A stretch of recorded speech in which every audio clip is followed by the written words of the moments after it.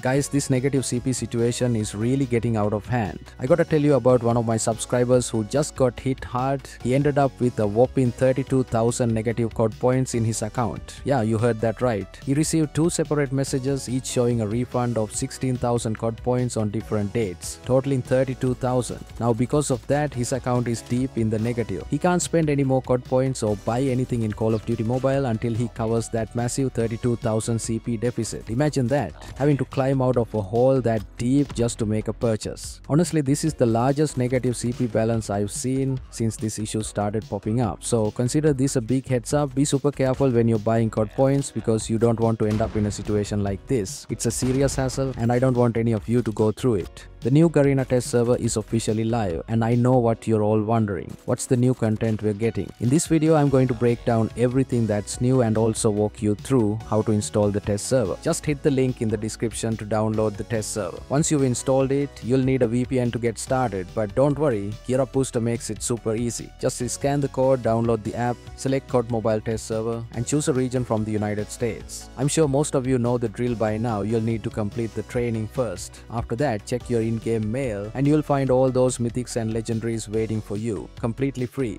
I'm not going to go through all that, but what I want to talk about right now is what new content we have in it. There's a new feature in the training field that I think you're really going to appreciate. It's called the metal buffer system. So what exactly is this? Essentially, it's a metal buffer placed in front of the target, letting you test how much damage you can deal when shooting through a metal surface. Think of it as a way to measure the damage reduction you experience when you're wall banging. For example, let's say you take a shot and it hits for 102 damage, but then when you equip FMJ, that same shot now deals 126 damage through the metal. This feature really gives players a clear, intuitive display of how the damage coefficient changes when you're shooting through walls or obstacles. I personally think this is an awesome addition. It's going to make it so much easier to test out different weapons, especially snipers and marksman rifles, to see how effective they are in different scenarios. This was a much needed update to the training field and it's going to be super useful for anyone looking to fine-tune their gameplay. Alright, let's dive into some of the new settings available in this test server that you might find interesting.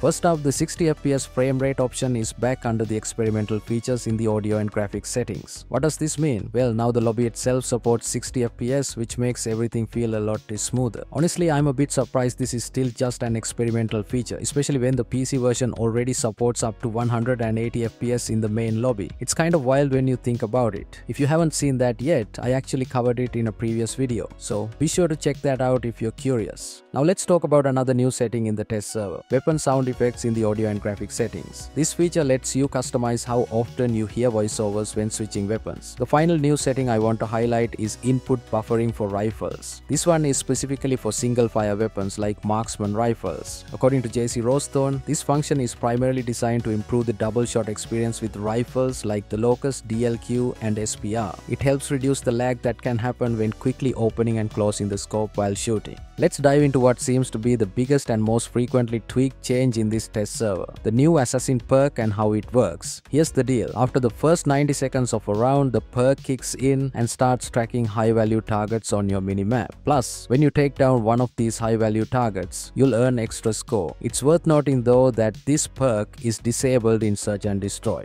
Now, who qualifies as a high value target? It's either an enemy who has activated 3 score streaks simultaneously or someone with a KD ratio exceeding 4. But here's the thing, this perk keeps getting adjusted as they try to fine-tune it. You should be able to see the high risk target indicator on the map pretty clearly. The icon is still very visible and it shows up frequently. After you kill a high risk target, they can respawn and still be marked as a high risk target. So even after they're taken out, they remain a threat. Now let's talk about the final bit of actual playable content in this test server: the new Hordepoint Mode. Basically, it's like zombies meet Hardpoint. The mode functions just like regular Hardpoint, but with a twist. Every now and then, 1 to 3 zombies spawn in the capture zone. They are super easy to kill and don't pose much of a challenge, at least not right now. Another difference in Hordepoint is the new team perk system, or at least that's what I think it is. You fill up this bar by capturing points and killing zombies, but it takes a while to fill, probably because in the test server, you're the only one actually playing. Once it hits the live servers though, I'm sure it'll fill up much faster since you'll have a full team working on it.